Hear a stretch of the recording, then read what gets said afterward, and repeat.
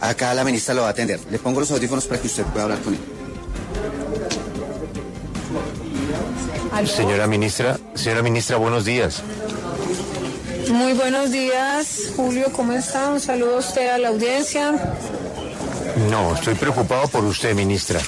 Tiene que descansar, tiene que irse para su casa, porque ha una semana terrible y usted dando entrevistas a la W con semejante lío que tuvo que afrontar, ministra.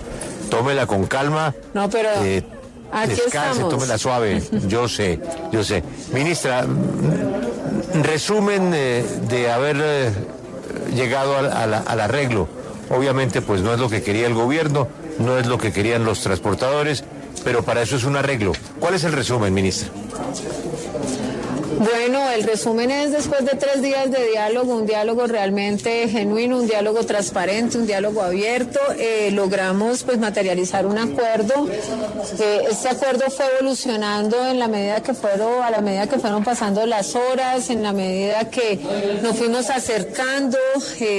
Anoche estábamos muy lejos, los transportadores nos decían no, es 0 pesos. Nosotros nos fuimos anoche diciendo bueno, estamos dispuestos a hacer un primer incremento de 800 pesos, entendiendo también que efectivamente los reclamos que encontrábamos de los transportadores, de los líderes, de los pequeños transportadores, conductores, independientes, encontraba uno muchas situaciones, aspectos donde uno hallaba razón y encontraba una justa causa, un problema frente a los costos que se cobran, a la aplicación del CICETAC, no solo porque en algunos casos no se paga este valor, sino porque también hay muchos vehículos y modalidades que no están incluidas en el CICETAC, una serie de asimetrías en las relaciones económicas. Aquí hay varios actores que hacen parte de la cadena, el generador de la carga, el empresario, el propietario, el conductor, y eso pues nos llevó como gobierno y fue pues nosotros a lo largo de todo esto estuvimos siempre conversando con el presidente, con el gobierno, y encontrábamos justas sus causas, sus reclamos, también un malestar muy grande, debo decir, por incumplimientos del pasado.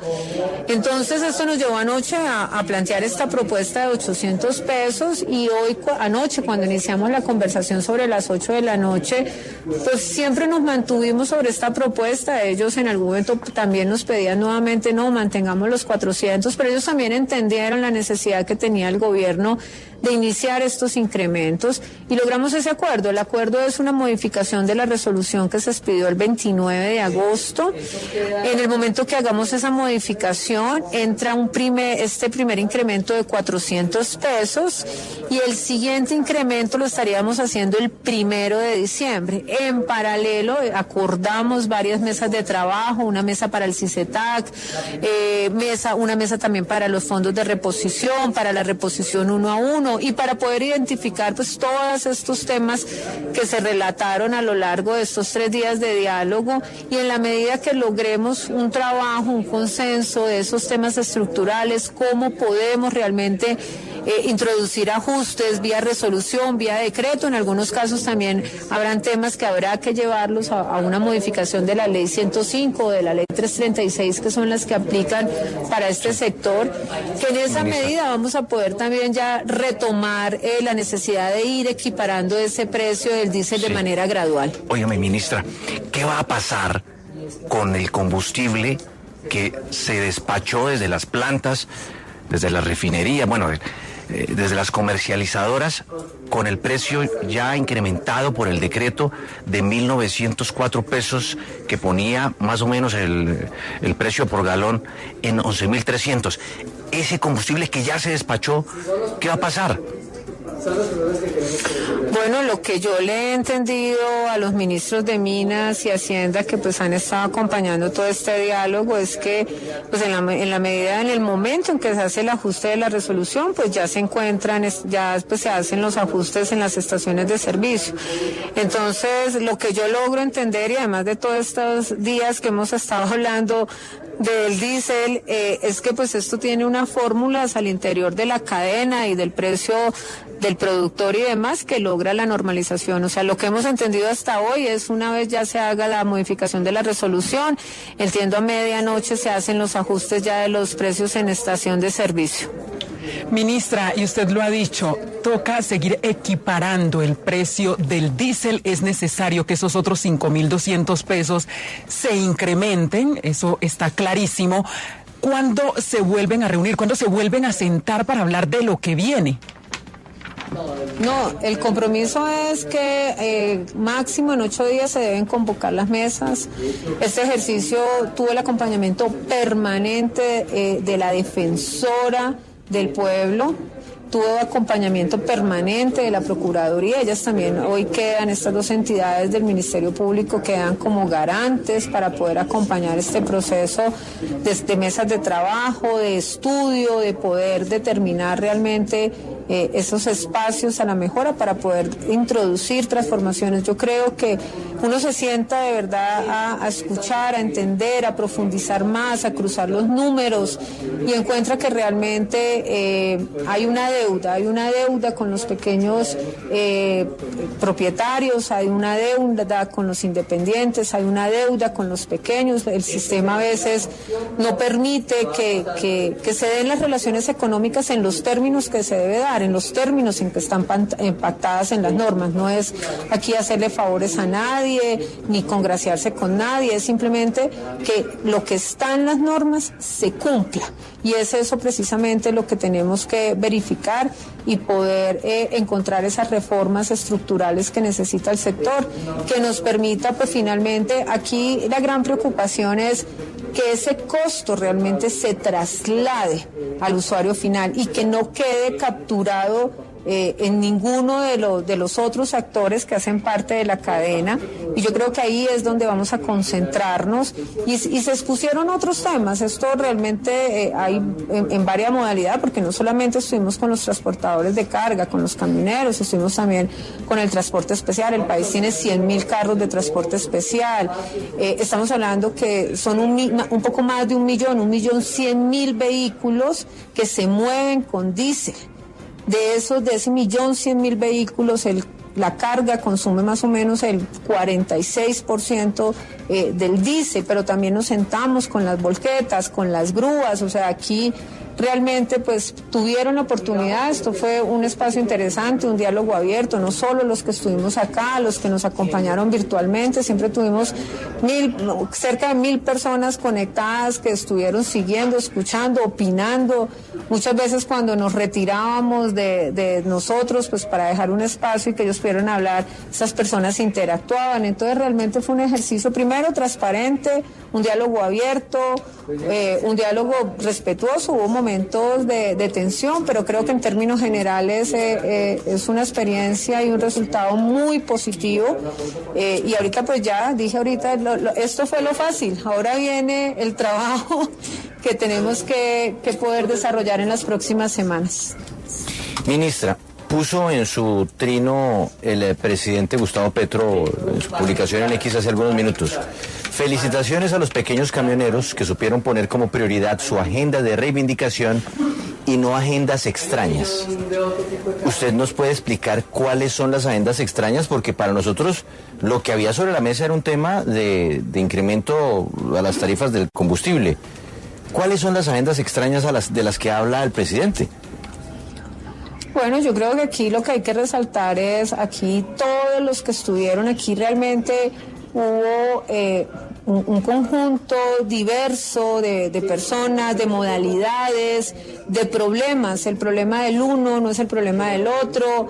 Entonces yo creo que pues aquí lo que resaltamos es se logra un acuerdo. Ellos querían 0, o sea, el acuerdo de ellos era 0. La primera propuesta fue 100 pesos y congelen. Entonces yo creo que es pues el diálogo genuino, sentándonos con las bases, sentándonos con los independientes, sentándonos con los transportadores, entendiendo y buscando la posibilidad de abrir una regulación y una reforma para generar una transformación, para generar simetría, para generar que las relaciones económicas se cumplan, para proteger, porque nuestra función también como Ministerio de Transporte, como Superintendencia, es hacer que se cumplan las normas, es hacer que no haya un aprovechamiento indebido de ninguno de los actores de la cadena, es corregir cuando se da una falla que hace que pues alguno de los actores pueda tomar provecho sobre esto, y eso es sobre otro, y ese es precisamente el papel de lo que tiene que hacer el Ministerio en este momento, estudiar muy bien.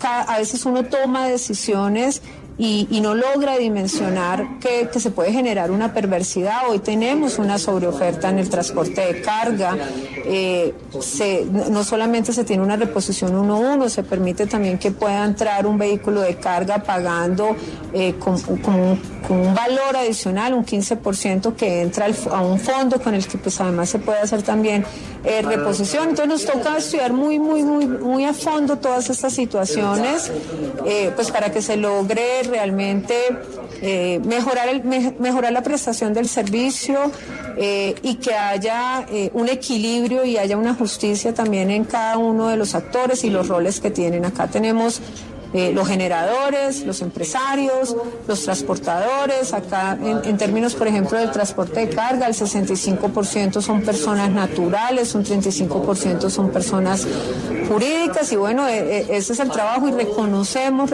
realmente el talante de estos transportadores, de estos pequeños propietarios, y realmente, como lo dije en la reunión, yo espero que realmente consoliden una representación, que mantengan estos liderazgos y que puedan tener una participación muy activa en las mesas y en las decisiones que se tomen en las próximas semanas y meses. Ministra, a mí me parece un abuso esta entrevista. Yo le agradezco muchísimo, pero yo respetuosamente le recomiendo que se tome un merecidísimo descanso. Ministra, muchas gracias por su tiempo y cuídese este fin de semana. Julio, se lo merece. Bueno, que estén muy bien. Un saludo. Gracias a ustedes.